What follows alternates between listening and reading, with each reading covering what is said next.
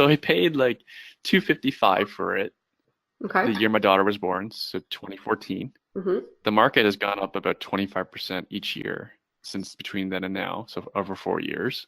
And now I'm getting about $2,700 in rent for it.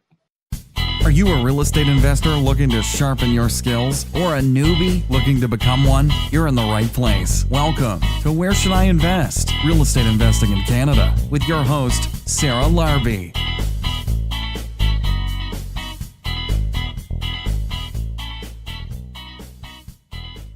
Hey guys, it's Sarah Larbi here on Where Should I Invest? Real Estate Investing in Canada. We have an awesome guest today, Erwin Szeto, who you may also know as Mr. Hamilton. Erwin is the host of Halton REI. He also owns 10 properties himself, and we are going to hear all about how he got started and how he acquired 10 properties in a short few amount of years. Also, we're going to talk about the pros and cons of RESPs and why Erwin decided to buy a house for each of his kids instead, so that when they're ready for university, they've actually, in my opinion, they're going to be much further ahead.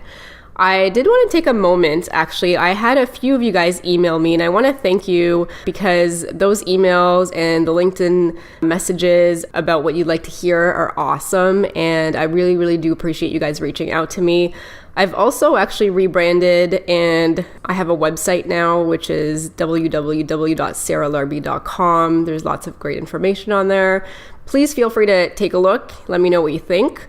I've also written an ebook that's free as well if you guys want to take that. It's an ebook about the top 10 questions I get asked from newbies about real estate investing. And there is another ebook as well that is actually the top 10 ways to find and keep amazing tenants. So those ebooks are available if you guys want them. I did want to take a moment just because there's actually a few people that have asked me how I calculate cash flow. And for those of you guys that have an iPhone, there are two apps that I use all the time. I'm not specifically that great in math, and I don't have my computer with me every single minute of the day where I can pull out a spreadsheet and start calculating things. So there are two apps that I use when I wanted to run some quick numbers on cash flow. The first one is called Mortgage. Literally, that's just what it is. It's a little greenhouse with a Canadian red flag. And the other app that I use on iPhone is called Evaluator. And they're free, by the way. If you guys want to have a way to calculate some quick cash flow, download those two apps. They're awesome. The one that I use probably the most is the Mortgage one. And what I would do in there is, so I would plug in all the information, the home price, the rental income that I think I'm going to get that you guys can find from Kijiji, the taxes, the down payment being 20%, the rate that I would get, and then the amortization schedule. So it's actually pretty easy. It's all just on one page. Then for the monthly utility and fees, what I do is I would actually use 4% for maintenance, 4% for capital expenditure. I would ask an insurance person around you for an insurance quote. Because I know my area, I estimate about $95 per month. If you guys are going to be renting out a water heater rental, I personally buy mine out, but if you guys do that, it's $30. You can actually have the tenant pay it. However, if it's with Reliance, usually they don't want to go directly to the tenants. So that's how I calculate my cash flow for the properties that I'm purchasing. But if you've got a newer house or an older house, or you've got a condo with condo fees, these prices and these estimations can change. So just keep in mind. And if you guys ever need some help calculating some cash flow on a property, feel free to reach out to me and I can give you some insights. But it is one of those apps that, again, it's not a be all and end all, but it'll allow you guys to just do some quick math to see if something is even worth looking further into, and then opening up your computer and putting it through a spreadsheet. So that answers the question about what apps I use for calculating cash flow. If you guys have any questions or specific things that you would like me to review at the beginning of any podcast, please send me an email. My email is sarah@sarahlarbi.com, or you can send me a message on my Instagram at sarahlarbi84, or you can actually contact me through the website as well. So with that said, let's get on with our interview with Erwin Szeto. Thanks very much, Erwin, for being on the podcast today. Happy to be here. The first question I have for you is, why real estate investing? Why did you choose that versus investing in the stock market or Bitcoin or something like that? So Bitcoin I haven't done. I still have some. I have one stock left. I graduated from business school and we actually learned quite a bit about financial markets. What we learned probably wasn't really that much because there isn't that much to the financial markets. No, there's plenty to it. There's not much that an individual can do to make them an advantaged stock investor. So I had stock all through school and out of school. I got decimated during the credit crisis of 07, 08. I even had a stock go to zero that was delisted. Through that process, I realized, well, what thin ice I was on. One of the C-level officers left, and the stock just crashed like 20%. And I was like, I have so little control over this. I lost a lot of money. Then I sold off all my stock because it wasn't working. And I had been investing for years. And I'm not a dummy either. Like I went to a pretty good business school. I was sitting for my CFA. I know how to read financial statements, but I had no control. And real estate, and I've always been trying different things. I day traded for a while, did stocks and bonds. I can't think off the top of my head the other investments I've done.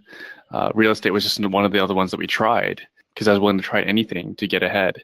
And real estate worked, like through the credit crisis. And that's something that's important to, especially novice investors, like people who've actually, it's important to listen to people who've invested through other cycles, like a full cycle, and including downturns. Like I held property through the downturn and it was fantastic because my property values pretty much held steady. And that didn't matter anyways. The value didn't matter. I wasn't selling. When we had vacancy, they filled immediately because this was the credit crisis. No one had credit. People still needed a place to live. Our rents were actually going up. And that's why, so we've been really successful in real estate. It's the only thing that's consistently worked.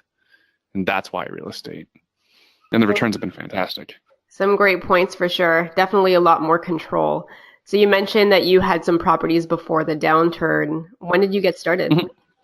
I'll actually give credit to my ex-wife. She got me started by buying a property about a year after university, a little wartime 2-bedroom bungalow in downtown Burlington. You know, I was the cocky business school graduate out of school, straight out of school, and I was like, oh, you should just buy a BMW. Why are you buying real estate? It's an ugly house as is. And yeah, that's how we got started. She had good mentorship from her dad, who put the book Rich Dad Poor Dad in her hands, and she took action on it. And then I saw the success there, and that's how I got started. And that was like our first property. We eventually moved into it later after we got married, and we did a whole bunch of renovations to it. And yeah, that little property that we bought for $154,000, that allowed us to be mortgage free by the age of 30. That's amazing. So did you buy a second one fairly soon after? Yeah. With help, we bought another property up the street. And then I can't even remember what my third property was. We didn't really know what we were doing though. We were breaking even. Burlington, for those who know Burlington rents aren't very good, even though the fundamentals seem quite strong for the city. We were just breaking even after hard costs. Mm-hmm. So after mortgage, tax, and insurance, we were breaking even. So anything extra was coming out of pocket. Right. So your maintenance, any capital expenditures, any of that stuff? All out of pocket. The cash flow didn't cover that. There's still 6% mortgage pay down every year by the tenants, and I'm sure overall your appreciation definitely helped. But however, I'm sure you eventually at some point you figured out the cash flow was the way to go. Well, this is downtown Burlington, so anyone who knows downtown Burlington, this is one of the most sought after neighborhoods in all of Hamilton, Burlington. So those prices were, have gone up, 25% on average for the last 5-6 years. So it's done all right. Yeah, that's amazing. And you're a realtor in Hamilton, but also, around the Golden Horseshoe area. Mm-hmm, mm-hmm. That was an after thing though. Okay. I was an investor for about at least 4 years before I got my license. And the only reason I got my license was because we couldn't work with the real estate broker that we were working with. I was a RAIN member. He didn't understand economics and business on the level that I did, and there was really no one else out there. So I was just getting my license to be able to trade my own account. But at RAIN, I had some friends that found out about it, that me having my license, and they knew how well I was doing. So they asked, like, I want some of the same, and I want you to help me with it. And that's, I had my license, and then I became like an agent, like actually working for other people. That's a great way to fall into it. Yeah. I was doing so well in real estate as an investor and also as a realtor that it was actually costing me money to be at my job, right? I was making more outside the office than I was in the office. So then it makes sense to leave the office. Right. So I resigned. I resigned shortly after. Were they shocked? I don't know. It's funny because I didn't think of myself as a good employee. I kind of figure myself, I didn't know at the beginning, but late in my career at my employer, like I didn't fit with me because I wasn't progressing as fast as I wanted. So I was doing the minimum, but when I was there, I was giving it my all. Right. It's funny because you hear this tip. It's a great tip for anyone, is to ask those around you, especially like your manager and your coworkers, like, what do you think of my work? And so we never had these conversations until the day I was leaving. And the day after I resigned, my boss said to me, pulled me into her office and she said, give me a number. And I said, there's no number I can give you because I don't want to be here. I don't belong. And she said, fine, I understand. And I said, but it doesn't matter. I'm easy to replace. She said, no, you're actually the most difficult person to replace because you know how to get things done. You are a problem solver. And I think it's a great tip for anyone, is to be a problem solver, to be able to work independently, to solve problems. And then your work will always be considered valuable. Absolutely. And getting results. Because that's all that matters. Yeah. So what does your portfolio consist of currently? Oh, it's all over the place. I have a Toronto property. I live in Burlington and I rent out part of my home. I have properties in St. Catharines. I used to have property in Brantford. I wasn't as successful as you were in Brantford. and primarily I'm acquiring property in Hamilton right now. So I'm a little all over the place. Yeah, what strategies are you doing? So I have kind of like an executive rental. I have regular buy and hold. I have a couple student properties, and currently I'm legal suiting properties. So I'm taking out permits to create a legal accessory apartment in 3 of my basements in Hamilton. Oh, wow. So a little bit of everything. And I've done 2 so far. Yeah. And just like the stock conversation, just going with what works for that market, right? Absolutely. I know you wrote a few articles about student rentals. Can you give us some pros and cons on investing in student properties? It really depends on the market. Like, for example, I have a lot of friends and clients that invest in the master student rental market, and they are killing it. That's the supply in that market is so tight that you basically have your pick of the tenant. So that is a wonderful strategy. And if you know how to screen tenants properly, you can get wonderful tenants of young people who are full of life with mommy and daddy's credit card. So they have ample money. It's no joke. We were looking at our property this week near Master, and there's Audis parked on the street in the student quote unquote ghetto. Right? I have friends with tenants who drive Porsches. Yeah, it can be wonderful, and then it can be really tough as well. It can be a lot tougher in like college markets. The students aren't there as long. They're not.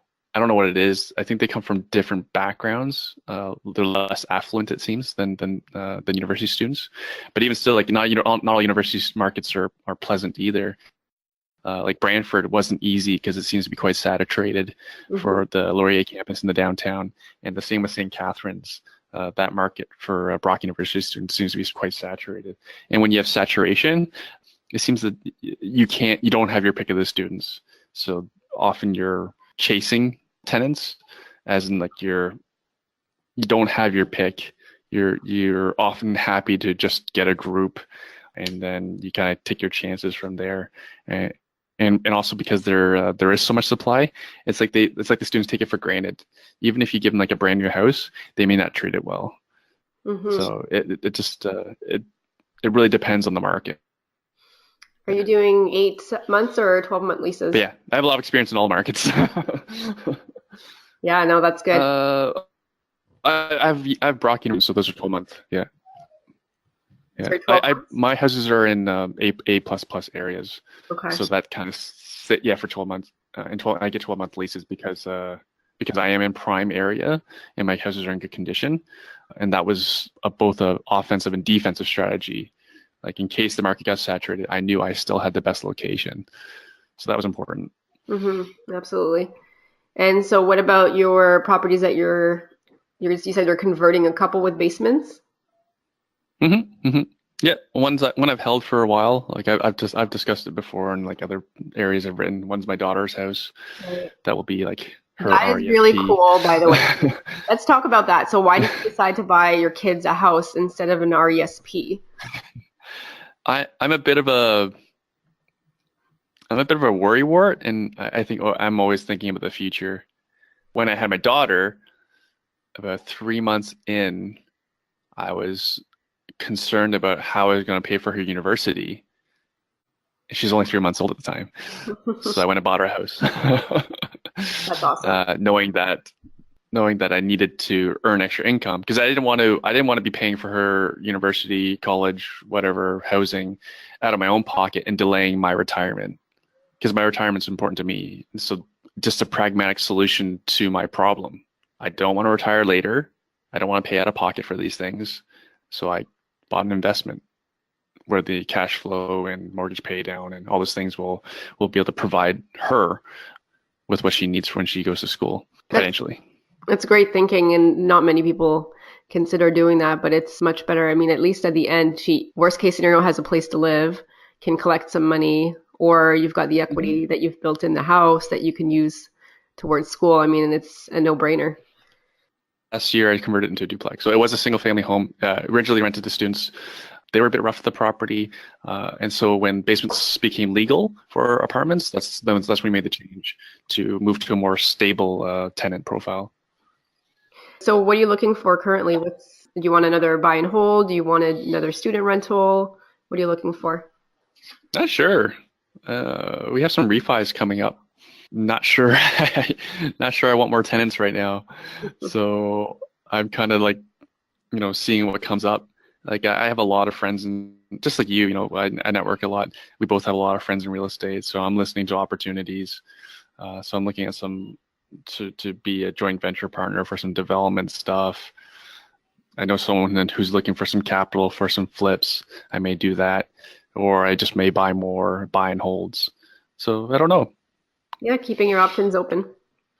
Yeah, it's good to have options. And the same with my investments. Like they all have options, right? I deliberately bought those houses that had separate side entrances so that I could potentially suite them, right?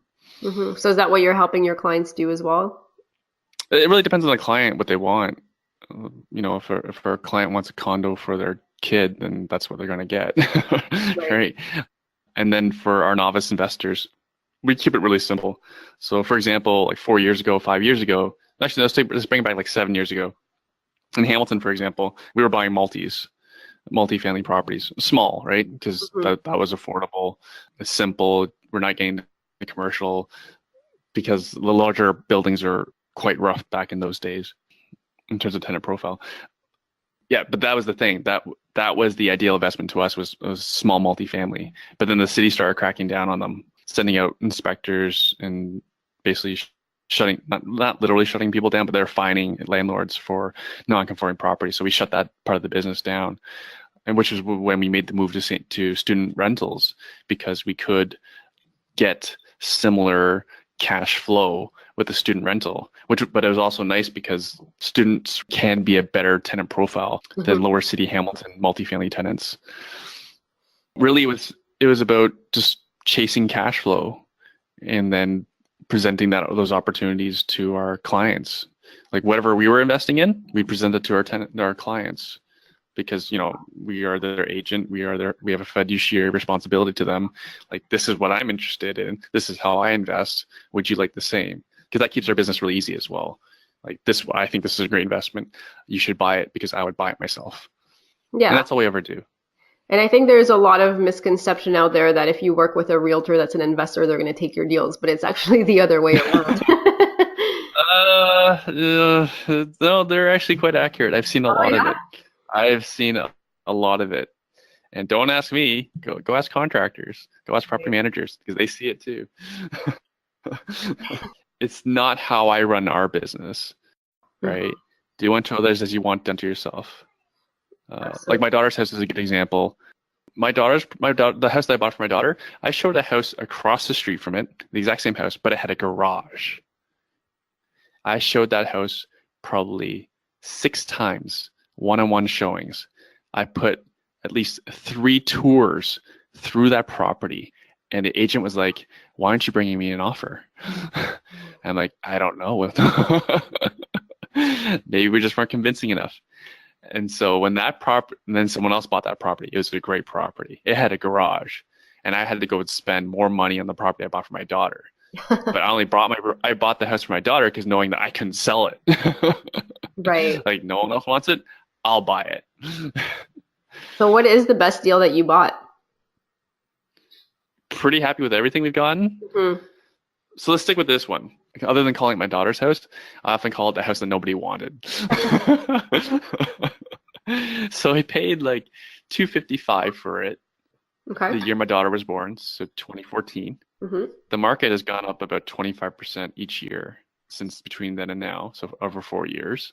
And now I'm getting about $2,700 in rent for it. Do you know what your cash flow is on it? I'm sort of embarrassed and not embarrassed to say I don't know. I'm more concerned about growing than I am looking what's behind. Right. Right. My eyes on the next deal versus I know my numbers work. $2,700 plus utilities on a property I paid $255 for. Right. I sunk about $100K into it in renovations. Cash flow's good. Cash flow should be $500, $600, $700, somewhere around there. That's good enough for me. Right. No, that's awesome. I'm more interested in pursuing the next deal. So how many deals do you want to buy in 2018? Do you have a goal for that? No specific goal. Just waiting for our refis, and instead of being cash poor house rich, we'll have some cash. It'll really be what opportunity presents itself, and that we'll move on it. Probably we'll buy another house, at least one more house, just so we can make it an even 10 properties. Nice. In our portfolio. And but like I said, I'm got my eye on some land development opportunities and some other potential joint venture opportunities that require less of my time and attention and just require my capital. Yeah, there's nothing wrong with that. So in your real estate investing, the years that you've spent, are there any lessons, your top lesson that you can share, or the biggest thing that you've overcame that you want to share with the audience? Early on, the biggest thing I overcame was really just analysis paralysis. Right. I'm a detail, which is funny because you asked me what my cash flow is. I don't know. But when I started, I lived off the spreadsheet. Like my early career jobs were as analysts. I've logged well over 10,000 hours on Microsoft Excel. I can design pretty complicated spreadsheets. Isn't that funny? Like, I tell you that now, and I don't know my own cash flow. Yeah. So yeah, I couldn't get off the spreadsheet to make a decision, pull a trigger on a property early on, and I know the exact property. I should have bought it. A house on Strathcona, which is a really nice street in Hamilton, legal duplex for like just over $200,000, and I probably could have rented it out for like $2,100 at the time, and that property would be worth like close to triple. So yeah. I'll never forget that property I missed, and I regret not taking action on it. Taking action is like the biggest thing. Yeah, absolutely. Taking action. And then I think, when you speak to a lot of different investors, the biggest regrets they have is not starting sooner and not buying more. And then sometimes they sell Mhm. too fast as well. So how did you overcome that? And like, what would you recommend that people do to not have analysis paralysis and take action? So that was my lesson. And then the best advice I can give people is like find people that you align with. So here's another investor mistake, and I made the same mistake. I didn't know anybody. Like when I started out, there weren't like networking groups that were all over the place. There wasn't SoRead, there wasn't Rain. Well, Rain existed, I just didn't know about it. Internet wasn't as big back then. But you try to start out on your own, and you try to build it up from nothing. Like I don't know. If you don't know any realtors, like how do you find a realtor? Oh, just ask my friend. Oh, who do you have? Like, oh, I know this person. I don't know if they're any good. And then like how many realtors actually know anything about investing? So that's where you start. And then like, okay, now I need someone to renovate. And then like, who do you know? Nobody, right? So the advice I would give is find people that you align with, like people who are investing the way that you want to invest, and then just copy what they're doing. So you mentioned networking groups. Where are you networking? And I know you have your own networking group as well. Have you been able to get a lot of connections or people as well connected with one another that way? Well, what real estate networking has done for me is it's allowed me to spend more time with people who are like-minded and who are on the same journey as I am. So I've been like a member of Rain since 2008. So this is my 10-year anniversary, Wow. for example. And thanks to Rain, I made some wonderful contacts. That's how I found Rockstar Real Estate through another Rain member that referred me to them. So I attend a lot of. Actually, no, I joined Rockstar before I actually went to their meetings. And I knew Quentin before the Durham REI started. So then he started it when it was tiny. There was a very tiny Hamilton group that we used to meet at a bar, and that was like the worst idea because the networking doesn't improve after like pint after pint of, No. you know. And then we didn't improve much when we went to Tim Hortons, and we were still tiny. And that was kind of like the motivation that I started my own. Like I started my own specific group specific to Hamilton because the group that we had, it lacked leadership, and not everyone always attended. And then selfishly, I wasn't getting much benefit from it because I was like the most senior person there. So then I started my own group and committed to keep it going. And it's been going. It's changed names. Yeah, And I was going to say you it's really bigger now. rebranded and you've got a lot, and it's a new location as well. Do you want to let people know where to find you and what your group is? Yeah, for now it's called Halton REI. .ca is where you can find it. Currently, we're meeting at Sheridan College in the conference center, so you'll have to register before you'll get the map. Otherwise, you will never find us.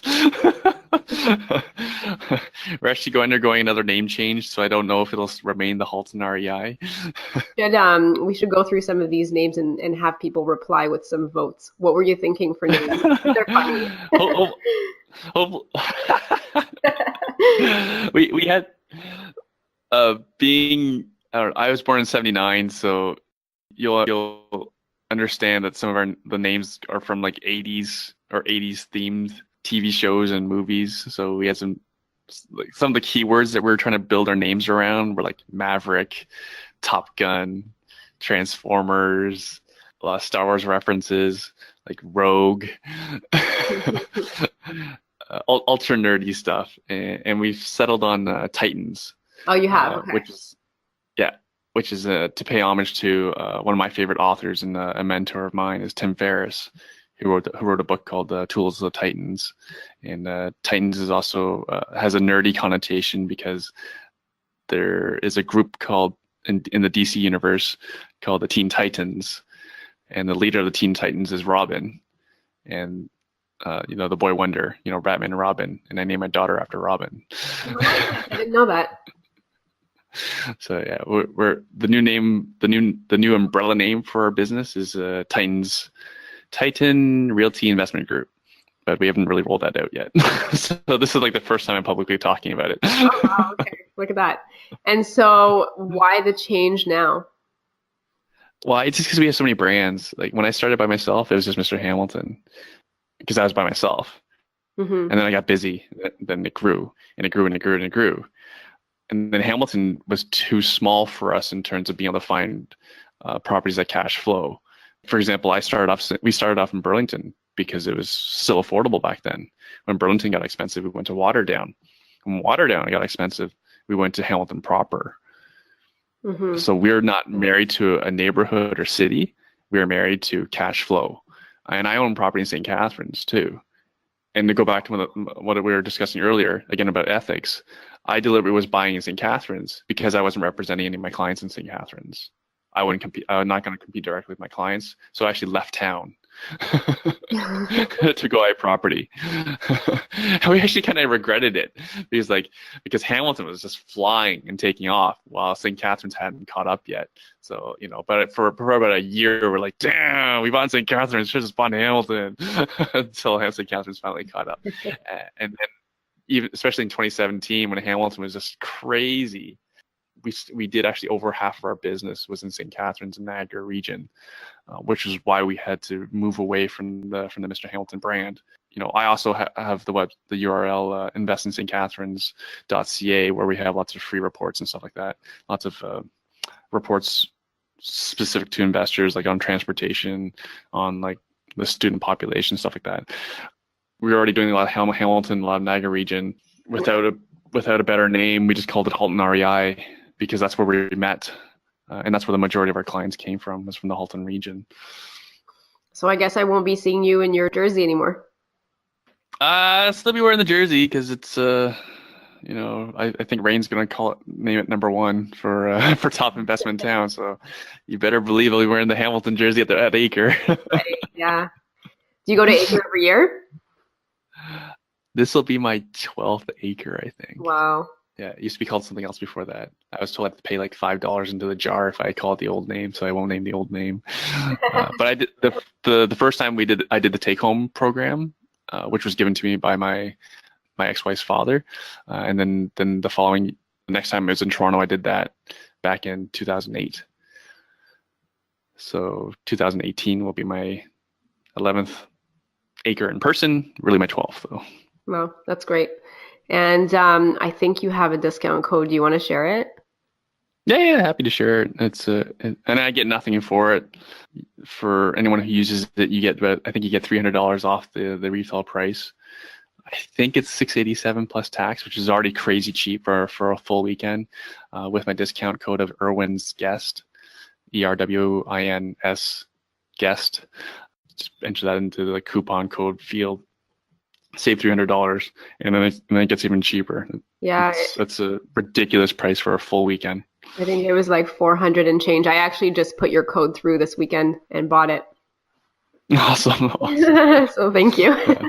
I don't know if welcome. Share that with everyone, but I'm sure it's appreciated. So thank you for that. Like, to me, it's the best weekend of crash course real estate. Like, if you know nothing, you will know more than like 80% of people out there after this weekend. Yeah. You'll understand how to treat this as a strategy. Like, this is a repeatable system, which is why I prefer investing in real estate over like anything else, because I can't repeat anything else. I can't repeat stock success, right? No. I can repeat my success with each property. Yeah, that's true. And the networking and meeting like-minded individuals and getting to see your friends that you haven't seen for a few months, other investors. Yeah. It's awesome. Yeah. Like, for people who want to get ahead in life, you don't find those people everywhere you go. Versus a room like at Acre, there's a lot of people there who want to get ahead in life. Mm-hmm. And it's just more fun to have those conversations. And I was at a mastermind today. We were all talking in real estate jargon. And I paused and I said, how cool is it that we can have these conversations and understand each other? Because where else can you go in this? And you can do this. Yeah. Not many places. No. Not many places. And you'll get to meet people at places like Rain and Acre. And for myself, those relationships have stayed with me over the years. And many of them I count among my best friends. Awesome. So I just want to go back to your real estate meetup group. How do you pick the topics that you're going to talk about and your guests?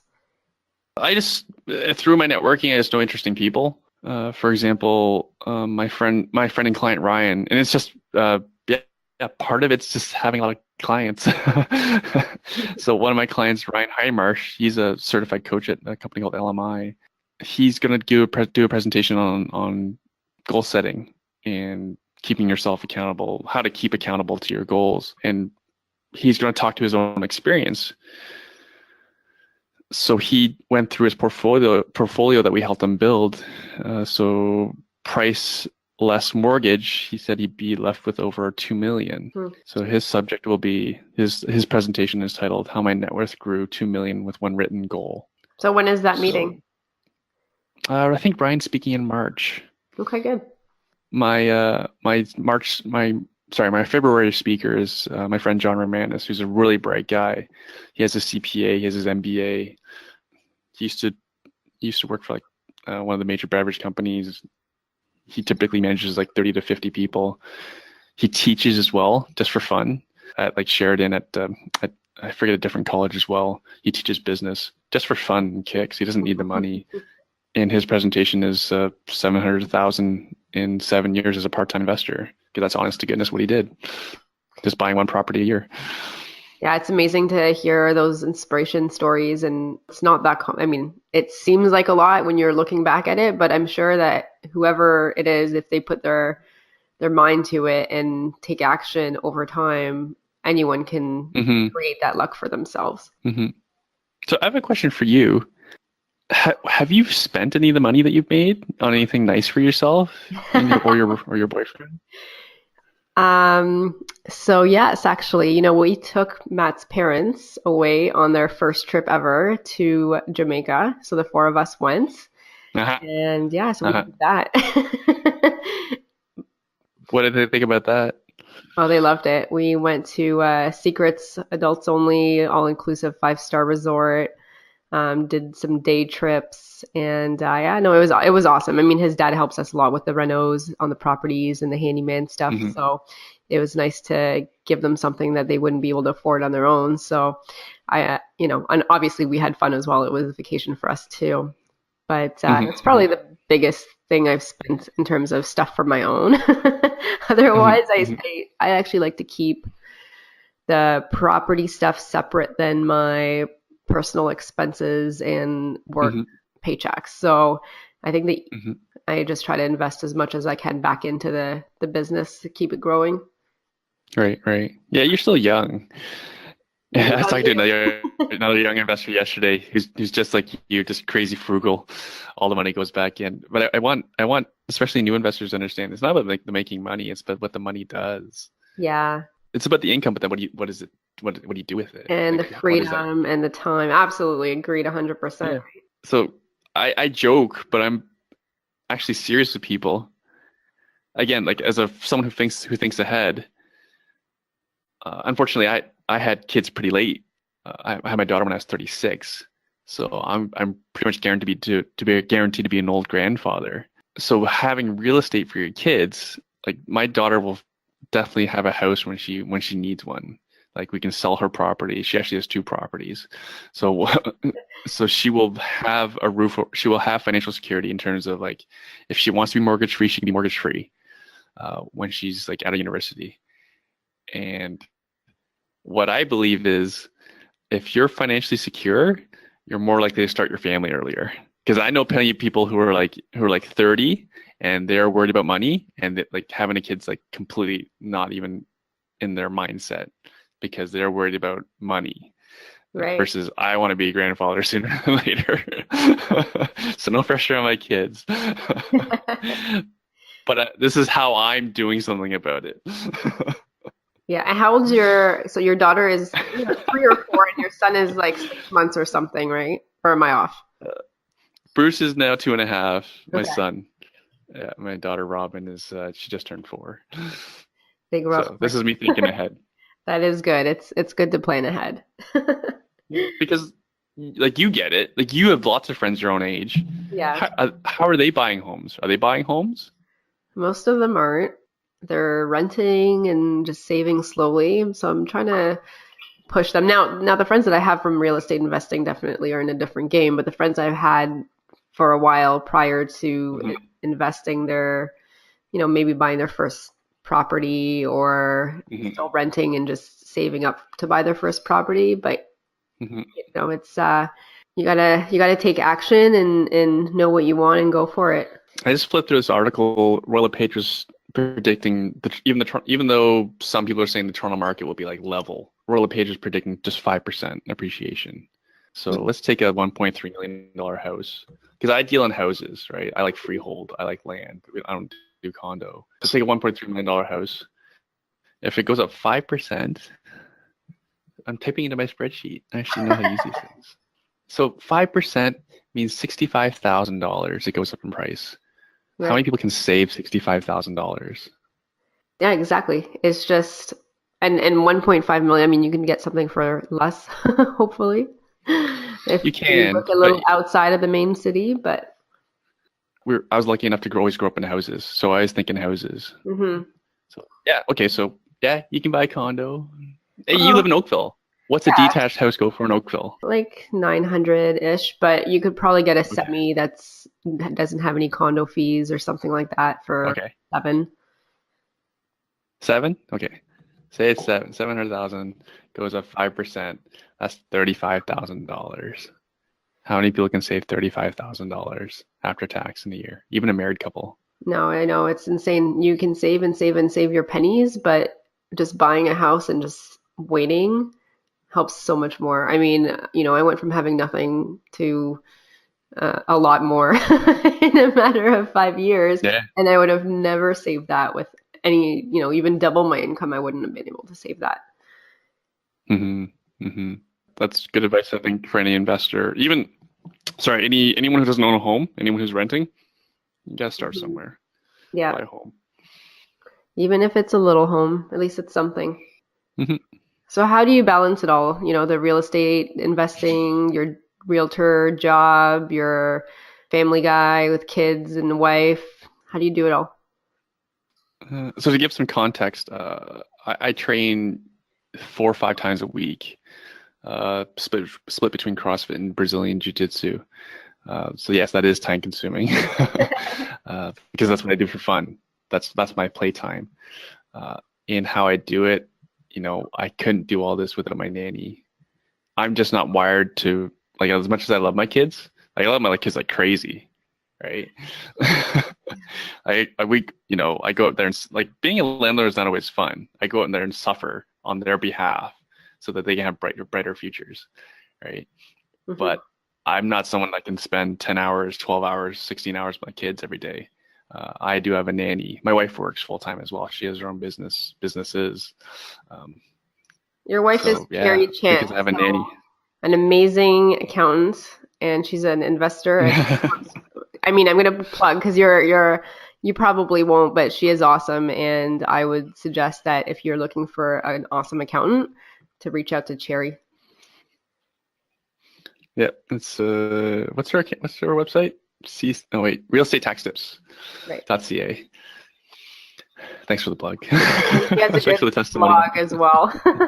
She sends me a weekly blog, which is quite interesting. I read it. It's funny because I blog too, and when people see me in public, they're often like, "Your wife has such a great blog." Well, thanks. And I jokingly say I'm Mr. Cherry Chan, I'm not Mr. Hamilton. Yeah, she has a much wider readership than I do because her topic is much more broad than mine. Right. I'm in just a few cities versus, her topic is national. Tax is pretty consistent. It's pretty applicable to across Canada. Right. So the nanny piece definitely helps. Anything else that you're doing? Just trying to be as productive as possible at work. And that's another thing investors need to do. Like, I don't do much in terms of like grunt work. I don't know if that's the right way to say it. For example, I don't even mow my own lawn, let alone mow like my properties or shovel snow at my properties. I outsource everything. I don't swing a hammer. My ex, actually owned a renovation company, so I know a lot about renovations. I've done a lot of renovations myself, so I know how to look at them and I know an idea how to price them. So that's helped me along the way. Where was I going? But yeah, because I know what I'm doing, but I don't spend my time there. I try to spend my time on the most productive, most expensive work possible, and that way I don't waste any time. Because wasting time means time I can't spend with my family. Yeah, I love outsourcing, even just cleaning, somebody to clean your house. I started outsourcing my meals. So, you know, those like meals that you Cool. make in your house, and then they come in, this one comes in jars. You literally just put it in the microwave for 2 minutes and it's all like fresh food. It's really good. What's that called? Can I look it up? Can I look it up? What's it called? Yeah, it's called City Fresh or Fresh City, one of them, but it is pretty cool. And they deliver to Burlington and Oakville. So it's, and then do breakfast. They also have the meals that you can actually cook, but if you have half an hour to do that, you can. I'm outsourced even my paper organization. I'm really bad with organizing papers. So I outsource that. But yeah, I mean, pick and choose where your most valuable time is and outsource the rest. And I kind of have a rule of thumb of if it's going to cost me less than, $40 an hour, I'm just going to source it out. What I also find is that like the best leaders, they do the job that no one else can do. So that's like my role in my businesses. I do the role that nobody else can do. So for example, I'm doing all the marketing for my businesses because that's a strength of mine. I don't ever thought of it as a strength of mine. It's just I made it become a strength of mine. Like I used to be, like I said, I used to be an analyst for many years. I actually have my personality type is quite analytical, but I know it's not very productive. So I'll break it out when I need it. But otherwise, leadership is a much more useful skill set. So that's a lot more often what I express. Just curious. Oh, I have a full-time assistant as well. Not many people have that. Right. So people who work with me know I have a full-time assistant. And that helps me be more productive. How many people on your team now? We have, other than myself, we have 6 other agents on my team. 3 of them are rather new, and 3 are pretty veteran. So yeah, we're growing. Yeah, that's awesome. For new investors, people looking to get in the market, what advice would you give them?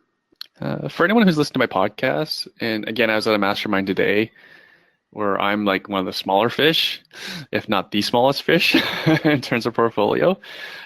Everyone I know who's ultra successful and made like multiple millions of dollars in real estate, they're all still investing. They're actually like happy the way the market is because the consumer is on the sidelines not knowing what to do.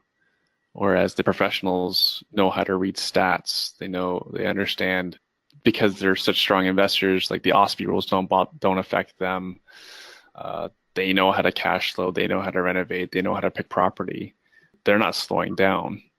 Like I'm still buying. Yeah, me too. You're still buying.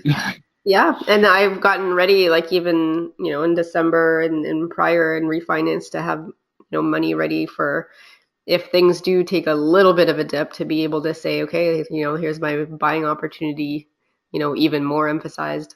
And I read news articles like almost every day, and I don't like pigeonhole myself either. I try to read all angles. So like that guy that said that the market's going to crash 40%, like, okay, I want to read that and I want to understand what your viewpoint is to see if it makes sense, right? And then that guy said that the market was going to crash 20% like 10 years ago. So he's doubling down because he's very, very wrong. Like, no, seriously. So if you were doubly wrong over like a 10-year span, usually you lose your job. Yeah. So then I forget so fast the articles from last year, which are repeating themselves year over year. Yeah, no, I was teasing Don Campbell on Facebook. I took a break from my Facebook cleanse. He wrote a post in 2011 about when the amortization changed from 40-year to 35-year, and and all his points, like 1 through 11 or 1 through 7, it's all the same thing again. and again, like you said, people forget. People are just short-term minded. Like I think we've had at least 6 similar size mortgage rule changes as these new OFC rules that came in effect January 1st in the last 7-10 years. And each time the market responded almost similarly, where things went kind of crazy up until that point, and then things just died off. Right. But then the market continued up afterwards. Right. Yeah. Like the foreign buyer tax that slowed Vancouver down maybe 6 months, and the same thing happened in Toronto. It slowed down Toronto for maybe 6 months. Yeah. In 10 and years things just went back up. Yeah. And in 10 years from now, you won't even remember this. And in 10 years from now, my guess is you'll be ahead of where you are today. And your properties will be increased in value. And paralysis analysis is one of those things that if people can get over it and pull the trigger, they're going to be thankful in 10 years from now. Even if this year it's not as good as 2 years from now or 3 years from now or whatever it is, at least they're in the market. At least in the market. And no one can call the bottom. No. Because if you remember like 2007, 2008, the Toronto real estate market dipped, I think, for like 2 or 3 months. And that was it. And that was 2007, 2008. The credit crisis was Canada's worst recession since the Great Depression. Prices went down for 3 months. Like I don't even know if it was 5%. And I think everyone knows where prices have gone in the GTA and Hamilton and Brantford and St. Catharines since 2007, 2008. Because even if you bought at the peak of 2007, I think you did okay. Yeah, absolutely. If you buy on the fundamentals, I mean, look at the immigration and how many people come into Canada. I mean, they all need a place to live. So where are they going to go? And it's supply and demand. And with the Trudeau government, and I'm not saying right or wrong, because I don't have an opinion on this. These decisions are way above my pay grade. Like I've read discussions on how the government may increase immigration to Canada to like 400,000 under the last PC government. I think we ranged between like 230, 260 on the high side, 260,000 on the high side. Now we're talking about 400,000. And historically, about 36% of those immigrants end up in Ontario in the Golden Horseshoe. Right. And then what's around there, right, is all that land that nobody can build on. Exactly. So I was actually discussing with people last night, we may have already hit bottom. What if this is the bottom? Because for Hamilton context, we're down about 15% from April. Like we're having this conversation at the end of January. From April to December, we're down about 15% in Hamilton. What if this is the bottom? Mm-hmm. Because like you were discussing, the demand economics there's just too much. Amazon picked Toronto as the only city only Canadian city in the top 20. Toronto is reporting record tourism. Canada just won in another survey. We didn't win. We came second in the world for best country to live in after Switzerland. Right. All these signs are pointing towards like people wanting to be here. Yeah, and all the employers and the jobs and the opportunities, the lack of land, all of the development with the transportation improvements. I mean, there's a lot being done, all the post-secondary education that's in the area. There's a lot of things to factor in, and if we were in a different part of Canada, I may not be as excited about it, perhaps. But I think in Ontario and especially in the Golden Horseshoe, you can't really go wrong. I think especially if people, if they traveled more, like travel to places that are like travel to places where people are where we're getting lots of immigrants from, like China, for example. Like I had a friend who just got back from China. He was in Shanghai specifically. He was in the suburbs, and he was telling me afterwards. He's telling me, now I understand why Chinese people push each other. They push people everywhere because if you didn't push people, you wouldn't get anywhere.